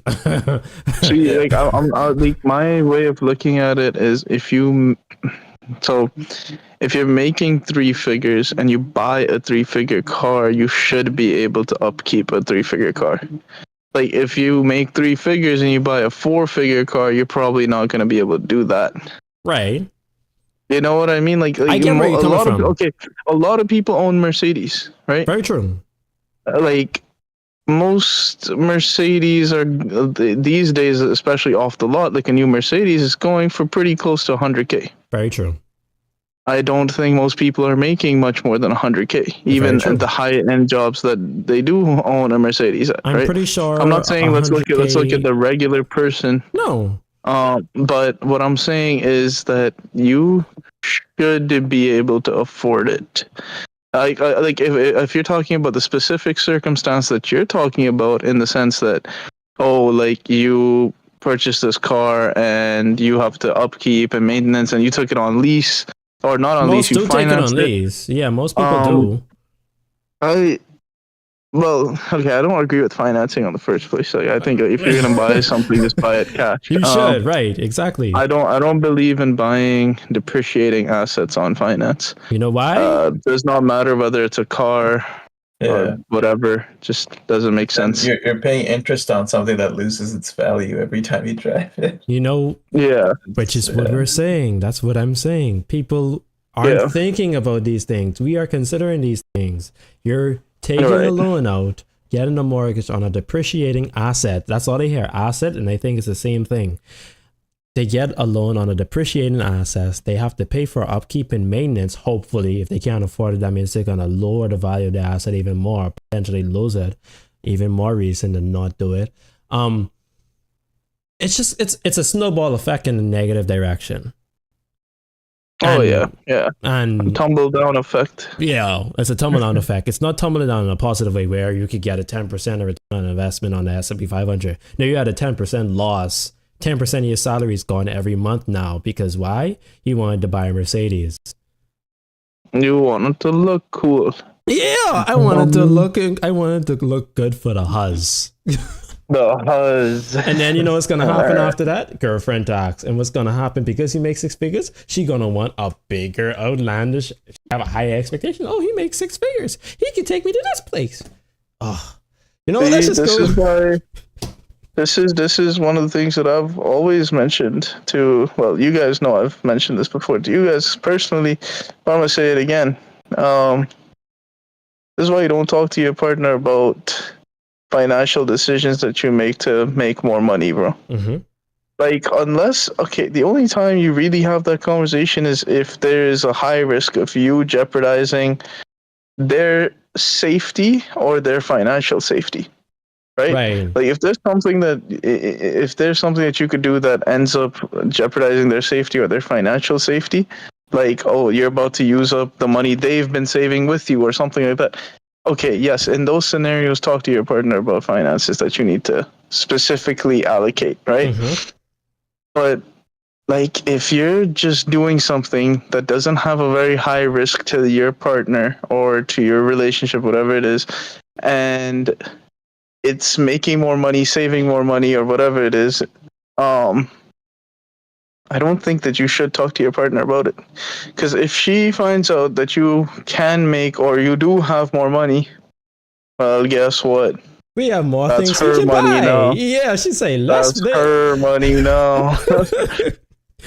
That is not your money, son. You just see it's almost like the communist mentality. Our money. Our money. And the thing is, like, What we if doing? you're married to this person, if you're married to your partner, then yes, it is their money as well. That's It the really thing. is. That's the agreement you made when you got married to someone. It's our money, right? So if it's our money and she says it, guess what? You can't really argue against that. No. Because But in it is the same our token- money. In the same token, you could also say, "Hey, we ain't spending our money because that's our money." Easy. Yeah. Okay, that's unrealistic of what you can tell a woman. Yeah. But hey, anyway, You could try, but yeah, you could try. Let's see how that lands you in the long run. You know what I mean? I think our next topic is going to be not learning from failure because we spoke about financial literacy and how society has failed our generation and informing us about it. Something that I did learn was from my failures and my mistakes. I would tell people right up front, I got my car on loan and it's not a failure. It can be considered a mistake depending on your perspective. Now, I definitely learned, now in the future, I'm definitely going to get a car that is used and probably lightly damaged and repaired and get like the same return, like the same benefit for cheaper. But what I did learn from my failure was not understanding completely or making a decision right after my illness and out of need instead of waiting. I got my Jeep, my SUV on loan. I spend a certain amount of money every month. My loan is now, I think, on like 6 years. And I'm not mad about it because I have reliable transportation and I'm going to keep the car for longer than the time that I'm paying for it, which is what I wanted to go for. I didn't want to get an asset that was appreciating, but I wanted to get something I can afford that was reliable and comfortable. So I got everything I needed. The problem with people, or the mistake that people make, is that they don't learn from their mistakes. I would have made the mistake once and I'm not going to do it again. Some people, on the other hand, they would get a car and when they finish paying for it, they would turn the car in and then get another loan. But since they're making more money, they're going to increase their payments because they're going to get a better car. You see, it's like, I forgot what it's called. And the more you make, they start to find more reasons to spend more money. I think it's keeping up with the Joneses. Yeah, I think that's spending when other people are spending. What do you call it? I forgot what it's called. Lifestyle increases. Yes, increasing your inflation. lifestyle, which you Lifestyle creep. expect. Yeah, lifestyle creep. Exactly that. People fall victim to lifestyle creep and keeping up with the Joneses, and they don't learn. Humanity doesn't learn, really and truly. What if you look at it from that aspect?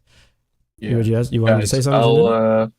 Yeah, I'm just gonna head out for the Oh no, night. bro, take care. Take care. It was great talking with you Yeah, man. guys. Yeah, man. Have fun. Yeah, bro, take it easy. Yeah. So, But- a thing that people seem to ignore and forget is that you made a mistake, or they don't even see it as a mistake, God forbid, and they make the same mistakes. They just the person that just keeps coming back. They fall for the same trick. If you get a car, it was a poor financial decision. You don't double down 10 years from then and get another poor financial decision. When are you going to learn? Why are you falling victim to financial creep? Why are you keeping up with the Joneses? Keeping up with who? Comparison is the thief of joy. These things are easily mitigated if they were aware of it, but they're not. Right? Yeah, they refuse. It's being aware but refusing to Do anything about it? do anything about it. Yeah. I think, and going back to like not learn from mistakes or failure, if I had if I had quit, made a mistake, and just say, man, what the hell, I gave up, I wouldn't be in the state that I am now. I wouldn't have the mindset that I have now. I wouldn't be able to, like, right now invest. And it's been a long road. I've been trying to do it from January, Seth. I've been speaking to you about it. And it's been a hassle every single month, going to the bank, going through thick and thin, trying to get what I need done. And I think I'm there. But if I went in February and it fell short, and I just said, man, what the hell, it's not possible, and I just move on, I would have missed out on a lifetime opportunity of investing. Yeah. And or investing earlier. Yeah, investing earlier, exactly, because I would have waited till I was 30, or like he said, like and the point before this, neglecting financial literacy, saying that, oh, it's just too complex, I'll wait till later. Like, when I have the money and I can budget and like all these other characteristics that I have, I know how to budget, I know how to save money now, I'm now aware of where my finances are. All these skills are good long term for wealthy people. And according to Aaron inside the chat, he said, from working in gated communities, the most important thing I've learned is that they live a tier below their means. So, right out of the book, living below your means is a great way to stay wealthy or become wealthy. Spend less than you make, and you'll be pretty good. And that's what I do. That's what I do. I learned from other people's mistakes. I think another thing that has become very... Like the thing that has caused a lot of people to start spending much more than they are able to is that we have made everything sort of seem feasible for people that don't have money, right? Like, for example, you want someone to eat, you could order it right now, right? You could order it, it'll come to your house. Like, for that, like, for most people, that's the case. Like, that's convenient. Ordering something just so that food turns up right in front of you. Like, think about that. Think about that from the perspective of someone who was living in the 90s. That was not normal. That was like insane. They're like, bro, that's like very rich people stuff. That that's was like, privilege. Whatever you want could just show up in front of you in 30 minutes. And you just got to give them money? Wow. See, like that, like that's rich people stuff. Like that's stuff exactly like that. What it is. Or Uber, for example. Like, oh, you get a ride as soon as you want it. Instead of you taking the bus or you walking or you figuring out a ride from someone, you order Uber and you're there in 15 minutes. Okay, like, it's just so easy and convenient. They made your money leaving your wallet so easy, so convenient. Also tapping your card. Oh, don't see. I have tap disabled on my card for that very reason. Because that every time I gotta make a purchase, I have to put that card in, put in my number, all of that. You gotta make it harder. Exactly. And this is what he's talking about. Just like for me, I do tap, but then I also do log everything. I gotta go through the whole process of typing and what I'm buying, how much did it cost, I get the email of it leaving my bank account, and I'm like, mother sick, I just lose $40, but I spend $20 on Wendy's. What the hell? I gotta get half of my groceries with that money. This is why I don't spend as much money anymore. Because you see it. I'm watching it happen. Being aware is something that the majority of people aren't even attempting to do. Yeah, they just being avoid aware that their money is leaving their accounts. Even Aaron said in the chat, why can't we finance a $20 shirt? Like, they make everything seem affordable to get to you. It's like, okay, I did this in history. Afterpay. I think I did this in history in the 1920s, or the boom, the boom in the 1920s in the United States was when credit came about, and you could get everything on credit. You wanted to get a chair, you get it on credit. You wanted to get a microwave and a toaster, you get it on credit. You wanted a car, you get it on credit. You wanted a house, you can get it on credit. You could get a bottle of milk on credit, 99 cents. Oh, just spend 10 cents and you can get it on credit. You put in credit on everything. That's one of the reasons why I have currently avoided getting a credit card. Like, I think a credit card is very useful, by the way. Like, if you use it properly, if you use any financial product, it's like a double-edged sword. It is. If you use a credit card properly, you will for sure be able to utilize it and to make money and live a better life. Yes. But currently, I don't think that even someone who is in finance, has the right capability to be using a credit card. So I have simply not gotten one yet. And the thing is, I work in finance. I understand how these things exactly work, and I still haven't gotten a credit card because I'm not in the position to use it to the best of my ability. Right. And most people don't consider that. Again, like, yes, it is based on financial literacy, but it's also like, I think discipline. The generation we live in is, yes, it's discipline, but actually, yes, that's exactly it. It is discipline because we are given so many temptations. Right. Money is one of the biggest temptations, and feeling like you have money to spend is a bigger temptation, and it's one that will bite you in your butt constantly. Every day. Anytime you think you have money to spend, you're going to spend it. Because it's so easy to spend. Because you're not conscious. It's so easy to spend. Honestly, like, you have let's think about subscriptions. I remember when you just paid the money for a game and that would be it. Now you have game passes, you have subscriptions, you have credit, you have currency in the game. You have so many ways to spend money, and buying the games, they release games, they have passes or DLCs to buy for the said game. And they make it look so good. Advertising's like, whoa, that looks really nice. That looks like that's so much better. When in reality, it's marginally better. It's just another aspect of the game. But they afford us so many ways to spend our money. And our consumer culture is just feeding into it. Because they're like, oh, it's only $20. Bro, $20 every week is $80 a month. Yeah. 80 times 12 is what? Flipping dollars a month. That's $960, isn't it? 8 times 12 is 96 out of zero. That's $960. That's almost $1,000 a year you're spending because it's so easy to just swipe or like buy games, right? And yeah, when you think about that, like that's why right now I'm learning and I'm rewiring my brain on how I see things, because I have to be aware that, hey, this money that I'm spending, if I keep it, yeah, it's a one-time purchase, but I'm also going to want to make this purchase again consistently. I'm using self-discipline to not make those purchases, to be like, yeah, I'm thinking about how I'm feeling now. And that's why I say you wait about 2 days before you make a purchase. And if you feel it 2 days later, then you should. But usually you don't. Nobody does that. Like, that's something that I've heard since I was so young, and I've known a lot of people who have said this even and have heard the saying and have never tried to follow up on it.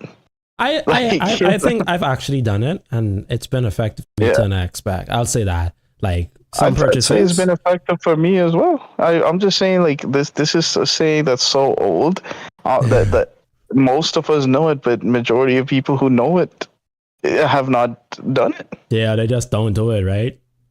Yeah. And you know what's funny about it? It's just like how they tell people to invest their money. If they invest their money from a young age, it'll compound and to make better. But you know why they don't do it? They just don't want to do it. Yeah. These things are readily available and afforded. They just don't want to do it. Or like the taxing and the discipline it takes to be a person to do these things. They don't want to be those people. Yeah. They don't want to be those people. So, you know, okay, let's go in the chat. Aaron says, I have a CC with cash back and I pay it off so I don't get interest. It's a good investment if you use it like a debt or a debit. I agree. Oh, yeah. Yeah, I agree. 100%. Auto deposit every day. Auto deposit is effective. I just think to an extent, it's a risky game if you lose tabs on it. Because in a risky circumstance, if you don't have any money and you can't afford something, you're going to go for that credit card. And that's when the walls fall in on you or the world caves in, because you're now going to take in these unexpected expenses from debt or credit. And we all know credit card debt is the worst type of debt because that's compounded debt. I don't have a credit card. I don't plan on getting a credit card. And if I don't have to, I'll be really happy. If I don't, discipline or not, because God, it is so easy to go downhill with that. Well, Aaron, you're I right. would say that in the long run, right, you would fare well getting a credit card at some point, Brian. I mean, as an adult with kids, maybe. Well, even before being an adult with kids, right? The reason I say that is because you have the ability to build up your credit score, right? Okay. Now, you live in the Bahamas and, you know, like, well, actually, it's not going to be too different because Bahamas has a very thriving banking industry, even though they gave you the runaround for the past few months, essentially. Yeah, it's stable. They do have a stable banking industry. So I think, like, the thing about a credit card, Brian, is, and one of the benefits of it, I personally don't have one yet, but Right. I'm going to be getting one soon, possibly next year. I'm thinking I might get one. But the point is, getting a credit card and using a credit card is actually good because when you use it properly, the way that Aaron said in the chat, when you're using it and you immediately pay it off and you use it only when you know you have the exact amount of funds that you're about to use. Right. Like, you know, when you make a purchase and knowing you, as you said, you log all your transactions. So you're someone who is very aware of your bank account, right? If you're very aware of your bank account and how much you're spending, how much money you have, if you use only the amount that you know you have in your account, and that's the amount you spend, and you immediately keep that balance zero, like you got no balance on your credit card, You would stay positive. Yeah. you are not only going to stay positive, but you build a good credit score, right? Very true. And a good credit score, that builds over time. And as it builds over time, a good credit score that allows you to make, that allows you to get debt better financed to you. Very true. Right? So you get a house, you can get a mortgage on a house with a lower interest payment. Right? You get lower interest payments on houses, on loans. Say you want to start a business down the line, you will get a smaller interest on a business loan. Now, all those things will come from you having a good credit score, right? And a good way to build a good credit score is just to use a credit card as a debit card. Simply just use the money you have and pay it off. Well, and here's the thing, a lot of people even call this credit card hacking, where they'll get a bunch of credit cards, right? And they'll literally just use each of them one at a time to make like small purchases. Like literally they'll just go, okay, I'm going to buy groceries with this credit card today. And tomorrow I'm going to buy gas with this next credit card. I might buy a candy bar with another credit card. And that quickly adds up their credit score as well. Because when they're doing responsible purchases. Okay, I can understand that where you're coming from. It would be beneficial to some. Most actually, if they were to use it for that intent and purpose, but they don't. That's the sad part. I think the point is, and you were saying like when you don't have money and you really need it, and that's when the walls start caving. And the problem is, if you look at the use of credit over the past few years in the U.S., because that's where the most statistics come out of. That's why Right. I'm using it. Right. Um, I appreciate that too. Yeah. you would see that majority of people who have gone into major credit card debt in the recent years is literally out of emergency fund usage. Like the credit Yeah. card has become an emergency fund. Like, okay, I need to eat today. I literally can't eat today. I can't get groceries for my family today. I Desperation. can't get to work today. And that's when the credit card usage has come in. And I think that's really where a large problem in our generation has not only started, but it has become. Right? It's Yes. like desperation and these companies taking on, well, using our desperation as a ways to line their pockets. Right. Yeah. Okay. With that being, I think we could also move on to our next topic or point. And the next Mhm. topic and point that I want to choose is failing to know ourselves. And when I say that, it does piggyback off of what we're talking about. I'm sorry, I didn't hear exactly what you said. Okay, I'm saying that our last point is failure to know ourselves or to know what we can and Okay, can't yes. do. Us as a generation, we're so confident in ourselves and our abilities that we overestimate what we're capable of. And where we can fall victim to these issues is, for example, getting a credit card and taking on debt Right. we can't afford. And then we end up with crippling debt. And you know what happens after we have crippling debt? We get crippling depression. And you know what comes after crippling depression? No, but in all seriousness, failure to know yourself, knowing what you could and can do is very vital. Right. Because it also helps you. No, it not helps. It stops you from being stable. It stops you from functioning. And a lot of the things as young adults that we fall victim to because we don't know ourselves. And I'm going to get into detail in a second. As we spoke earlier in this stream, we spoke about keeping up with the Joneses or the fear of missing out, or our cost of living goes up as our income goes up. That's an issue because we're just following the trend. We're following what everybody else is doing. And if we're following what 99% of the world is doing, we're going to end up like 99% of the world. And are they rich? I don't think so. Nope. I don't think so. So I'm trying to end up like the 1%, man. exactly. I'm also trying to end up like the 1% at some point in my life.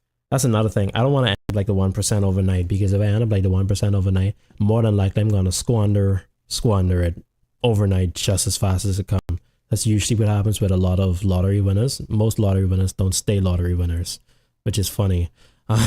But Yeah. yeah, failure to know yourself. People are living in autopilot. Mhm. And there's nothing wrong What with would your suggestion be? there's nothing wrong with living in autopilot, and I'm going to explain that in a second, because I too live in autopilot, but the way that I live in autopilot is fairly different from the average person. If you're going to have automated spending, you should make the automated spending positive. So for my financing, I have automatic deductions for my car note from the bank straight to, or from my bank account straight to my car note. Another thing that I'm trying to have automated is my credit union, my savings account, have it automatically deducted. I have a set amount of money that I spend for gas a month, which is pretty much making it automated. Every time I swipe my card, I'm very confident that that money is going to be there. Another aspect that I can say is in autopilot, lifestyle. I go in the gym 3 times a week. That's automated. That's like daily routine. And that's me knowing who I am. I know what I like. I know what I want to do, and I'm moving towards it. If I'm inconsistent, and consistency goes with automation. If you want to achieve anything in life, there's a common thing that is with a lot of successful people. However you want to define success, it's consistency. Even a relationship, in order for you to keep your girl happy, she's gonna say consistency is key. I've heard that. I'm sure you've heard it, Seth. If Vincent is here, you gotta say it too. Consistency is key. Investing, consistency is key. Going in a gym to get a beautiful body is consistency, discipline, sticking to a plan, sticking to a routine. And the only way you could stick to a routine confidently is living in autopilot, taking the thought out of it. If you could take the thought out of 99% of the transactions and things that you have in life, you will more than likely stick to it. Like, take your mind out of it. Right. Don't think about it and just do it. You'll be better off. A lot of us overthink ourselves out of many opportunities and tasks. Career opportunities, career risk. We overthink ourselves out of it because we're scared of, oh, what could happen, which hasn't happened, probably won't happen. Will it work or will it won't work? Honestly, you won't know unless you try, but they're going to overthink and find a reason for it. And then they're not going to do it. And when you're not on autopilot, you take matters into your own hands and you go on social media and you see this new advertisement for this new game, this new car, this new experience, this new restaurant. Now you're interested in following a trend. You're going to buy something because someone else is talking about it, right?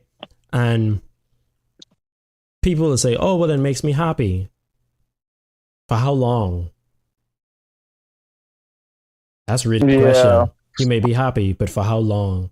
Even for people that own supercars, from what I've seen and what I've watched on YouTube and other social media, they get a supercar, and after a while, the supercar shine wears off. It's regular and normal for them to drive a supercar, so they're not really shocked and stoked about having a supercar. Yeah. So, I mean, like, I don't think that anyone should ever really go for happiness. I agree, but people do. Like, a lot of people go for happiness. Is a terrible thing to chase, man.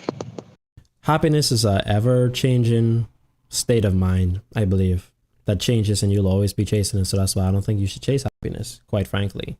I think you should chase fulfillment. And a lot of people, men and women, find different things fulfilling. And it's up for them to know themselves, which is what we're talking about. If you know yourself, you're going to know what you're chasing for. Have a goal, go forward with it. If you want to have a family, make a goal to find a girlfriend and get married and then have kids and you'll have a family. If you want to be successful, build a lifestyle that is disciplined, routine, and you're growing yourself and improving, you're going to be successful in whatever it is you set out. If you want to be wealthy, you invest your money, you live less, you spend less than you make, and you put your money in a place to invest and make a return, get a business, whatever have you, and you will, with time, if everything goes according to plan, you will be wealthy. But it's going to take consistency. It's going to take a lifestyle change. Everything I would have said takes a lifestyle change. No man that has a kid and actually cares about his kid lives the exact same way that he did before. Well, he shouldn't. You shouldn't. I like what you're saying, but the problem is that exactly what you're saying is what a lot of men do, and that's why they get up in problems. Exactly what I'm saying. It takes consistency, and it's a lifestyle change. Having a kid is a lifestyle change. Having a girlfriend, having a wife, having these different things are lifestyle changes. You know something I heard recently, Brian? What? I heard that most men are willing to say that they'll die for their kids, they'll die for their wife or their family. Right. But not a lot of them consider living for them. They don't consider eating better. They don't consider like working out. They don't consider making more money, stuff like that. They don't consider living. But they're quick to say, "Yeah, I'll die for my family." Yeah, I'll die for my family. Always talking about dying for your family, but you're not living better. Like, you're not choosing to live better for them. Honestly, like, so what are you really doing? You let yourself go to waste and like have back pain and then be crippled. You can't even attend their graduation is pretty much wild. Like, that's what you call dying for your family. And I'm pretty sure they won't appreciate it like you think if you just sacrifice all your time to work and pay for them. Like, living for your family is more important than dying for them. I'll tell you that. Honestly, because like, people don't understand that. We have to adapt to like what life is at currently, right? And the way that life is going currently, most of us aren't faced with the challenge of dying just because of our job. Most of us. right? There are still a lot of men working in mining and underwater drilling, stuff like that. That Right. you know, their lives are on the line doing what they're doing. Mhm. But for majority of us, our lives aren't on the line doing what we're doing right now. So if you're doing what you're doing, Right. right? Well, yeah, you in defense, man. Yeah, I'm in the military. Yeah, it's always a chance. There's always a chance. Yeah. No, but I live for my I feel family. like That's the thing. majority of men, they're not in the situation to actually die. But the only thing about to kill them is stress, to be honest. And even with that, the point is you could live more if you learned how to manage your stress. If you Yes. learned how to manage your stress, if you learned how to manage your diet, if you learned how to manage your workout routine, maybe you'd even be less stressed. You would. Right? It's not maybe. It's a promise. You will be. You more would. stressed. You I mean, would you'll be less stressed. stressed. And Like- so if you are doing all of those things, you are learning to live for your family. So now that's a whole different approach that Right. people need to have. Yeah. I think after considering that, living you willing to die for your family, but you're not willing to live for your family is such an understatement. And I heard it recently in a video that I watched too. I myself, I would have rather, and I told you this when I found out that I had cancer. I would have rather not been a burden. In that case, in regard, I would have rather died for my, than be a burden. Mhm. But me living now, I would rather be in the best shape I physically can for when they need me, and I spend as much time as I can with them, than I just become someone that they go to for money. I would like to be both.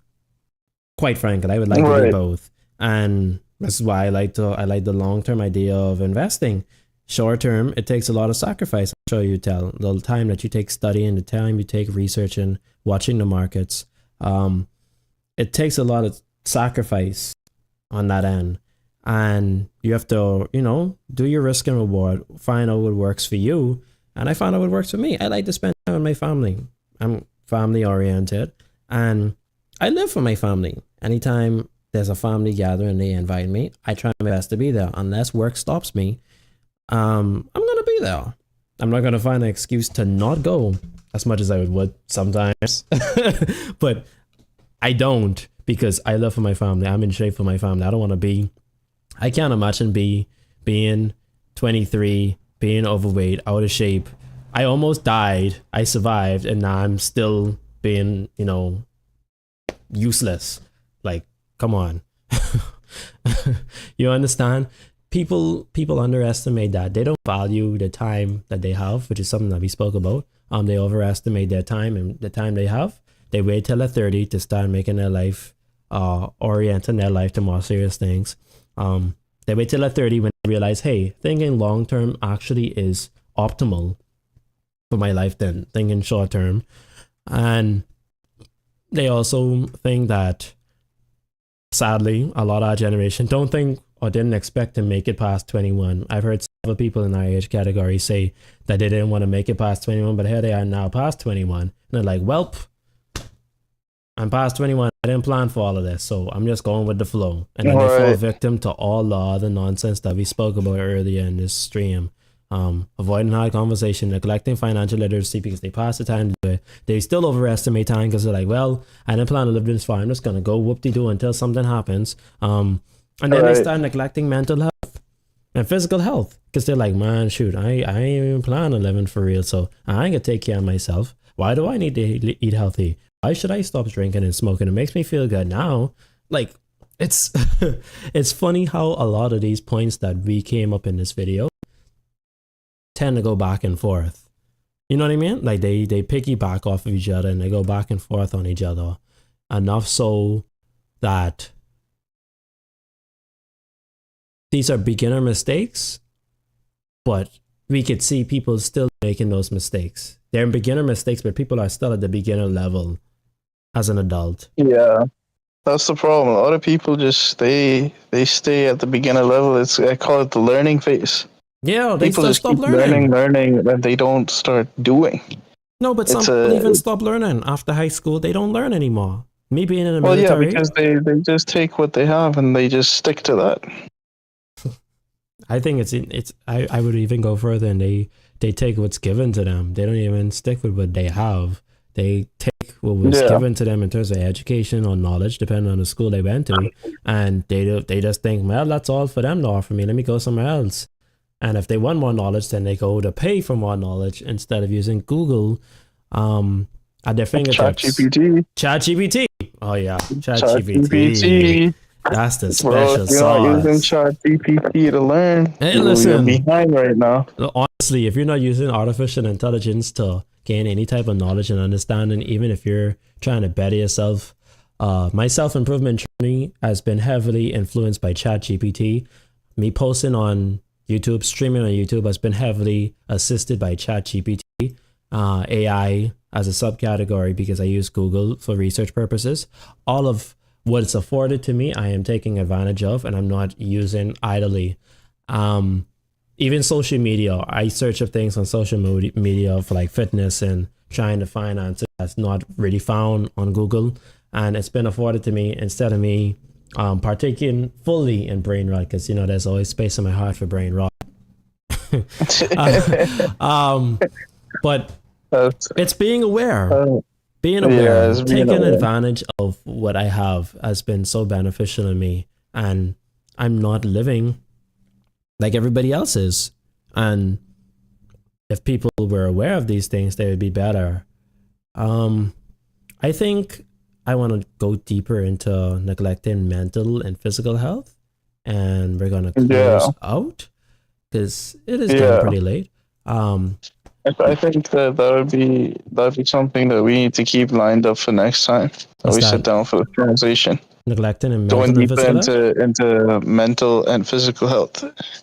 Okay, we can. Okay. Yeah. But I will say, because we are going to go deeper into it, I'll just make it known that your mental and physical health is more important than people think, because it's a part of what makes you and what determines your life and your choices. If you don't take care of your mental health and your physical health secondarily, you could be in a bad job, you're going to be unhappy, you're going to be miserable, and it's going to avalanche into treating people terribly, your family, your wife, your kids, whoever it is you may be married to, whatever you're dealing with, your career, it's going to suck, and then it's going to have an avalanche effect. A lot of these things that I said in the video has an avalanche effect to the future. Long-term thinking is important to have thought or consideration. And it stems to just getting your mental together, getting some knowledge, being aware. I think that's a crippling issue for our generation, to not be aware of anything. And I just hope that in the future, with time, we can be more aware of certain things. Even this stream, hopefully in the future, this podcast can grow to something very promising, and we could be teaching our generation and the generation after us of the poor mistakes that we are inevitably going to make.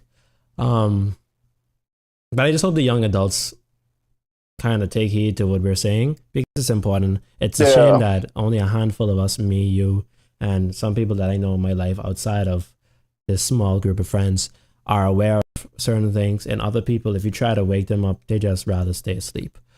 So, yeah. You have any other remarks?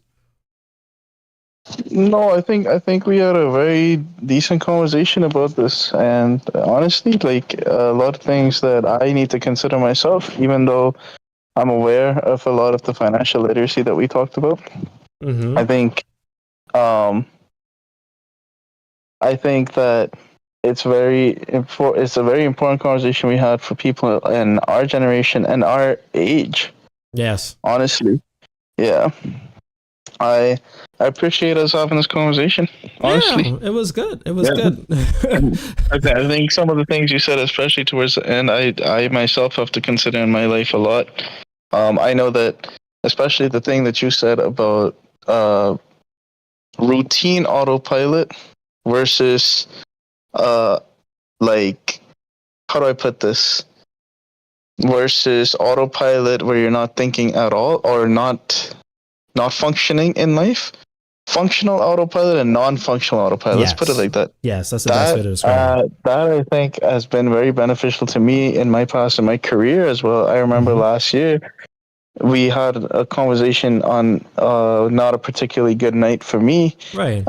We had that conversation, and it was a very pivotal point even in my career for me. Right. So I want to embody that further in my life, Mm-hmm. autopiloting in the functional sense. Right. Well, just Yeah. remember, the first step to autopilot is setting your course, your direction, your goal, your motive, your reasoning, putting it into writing it out, and then that's when you could take aim and load up and just keep pushing, and then the consistency that comes Yes, after. sir. But yeah, I think that's gonna be all. The chat is pretty much chilled out. I think we had a successful stream. Thank you, Seth. Yes, Thank you sir. for everybody in the chat. And yeah, that's gonna be all. I hope you guys take care, and we're gonna see you in the next stream. All right. Good night, man. Yep. All right.